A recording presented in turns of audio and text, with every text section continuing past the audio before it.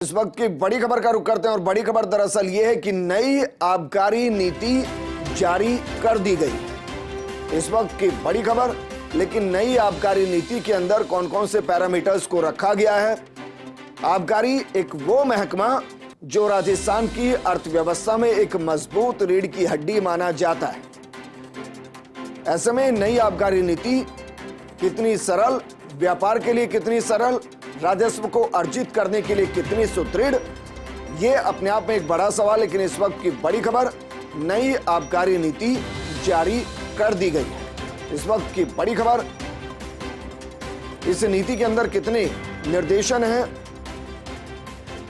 कितने पैरामीटर्स और किस तरीके से इसको एग्जीक्यूट किया जाएगा, यह सवाल। लेकिन नई आबकारी नीति जारी कर दी गई है। इस वक्त की बड़ी खबर आपको बता रहे हैं। सरकार तेजी से फैसले ले रही है। जो पेंडिंग फैसले थे उन्हें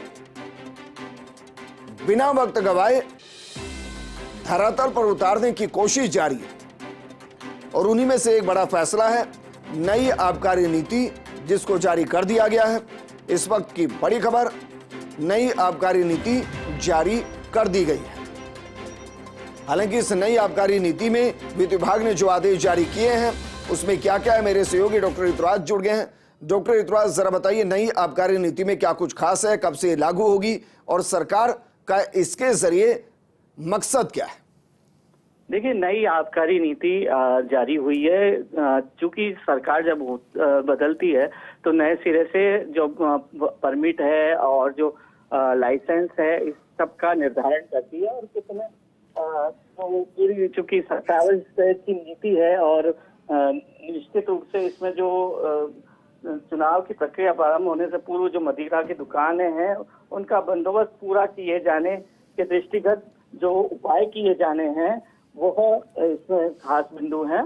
और मौजूदा व्यवस्था में कुछ सुधार जो किए जाने हैं उसको लेकर बिंदु है, जैसे वार्षिक गारंटी राशि या न्यूनतम रिजर्व जो प्राइस में जो जोड़ा जाता रहा है उसको लेकर जो अमेंडमेंट किया है। और यह नीति जो अतिरिक्त मांग जिस तरह से होती है, बंदोबस्त किया जाता है, उसके आधार पर किया गया है। और निर्धारण का जो आधार है उसमें वार्षिक गारंटी राशि या न्यूनतम रिजर्व प्राइस के निर्धारण का आधार माना गया है। बिल्कुल डॉक्टर ऋतुराज, हम अपने दर्शकों को बता देते हैं। दरअसल इसमें 6 पॉइंट बनाए गए। पहला पॉइंट है अवधि, यानी कि 1 साल 1/4/2024 से 31/3/2025 के लिए अथवा छमाही समीक्षा का प्रावधान इसमें किया गया है। दूसरा पॉइंट है मदिरा दुकानों का बंदोबस्त पारदर्शिता के साथ सरलीकरण। इसमें क्लोज जो है वो है मदिरा दुकानों की संख्या यथावत रहेंगी। 24-25 के लिए दुकानों के नवीनीकरण का अवसर है। दुकानों की चालू वर्ष की गारंटी वार्षिक गारंटी के आधार पर ही आगामी वर्ष की वार्षिक गारंटी राशि या आरक्षित राशि का निर्धारण होगा। 24-25 के लिए वार्षिक गारंटी राशि में 10% की वृद्धि होगी। नवीनीकरण से शेष रही दुकानों का ऑनलाइन नीलामी अथवा आवश्यक होने पर ई बिड के माध्यम से बंदोबस्त होगा। दुकानों के लिए गारंटी के मासिक उठाव और किसी माह में अधिक उठाव पर आगामी माहों में समायोजन करने का प्रावधान होगा।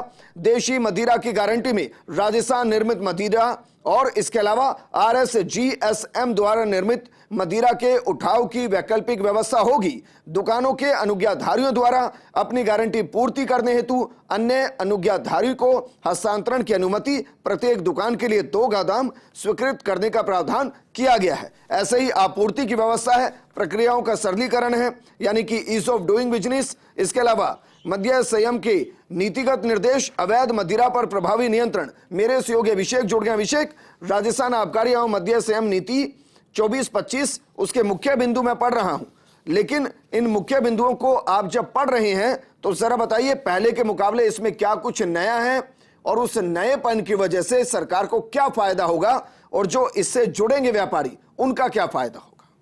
बिल्कुल विजेंद्र, सबसे बड़ी बात तो यह है पूरी नीति की, जो शराब की जो दुकानें हैं उनकी संख्या में कोई बढ़ोतरी नहीं की गई है। प्रदेश भर में जो दुकानें हैं वो 7,630 रहेंगी और सभी दुकानें कंपोजिट रहेंगी। और जितनी भी दुकानें उनको नवीनीकरण का अवसर दिया गया है कि जो भी ठेकेदार चाहेंगे उसका नवीनीकरण करा सकेंगे। और जो चालू वर्ष की वार्षिक गारंटी के आधार पर ही आगामी वर्ष की जो है गारंटी राशि या आरक्षित राशि का निर्धारण किया जाएगा। और जो नया वित्तीय वर्ष है उसमें वार्षिक गारंटी राशि में 10% की बढ़ोतरी की गई है।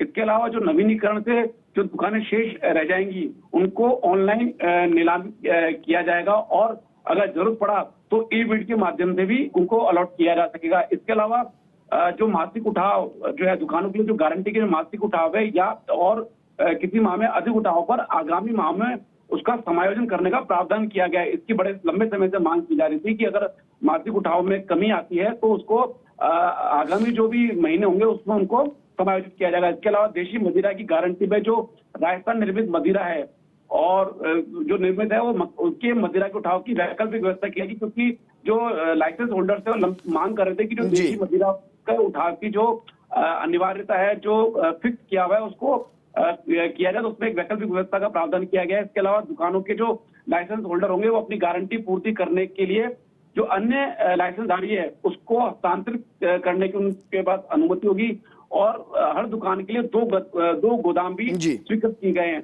और अभिषेक, इसमें कुछ और चुनिंदा पॉइंट है जिनके बारे में मैं चाहूंगा कि आप उस पर थोड़ी स्थिति को स्पष्ट करें। एक तो अच्छी बात यह है कि कृषकों को ध्यान में रखा गया, कह रहे हैं कि भाई कृषकों को फलों की उपज का उचित मूल्य दिलाने की दृष्टि से माइक्रो वाइनरी की स्थापना की अनुमति। अब इसका मतलब क्या है?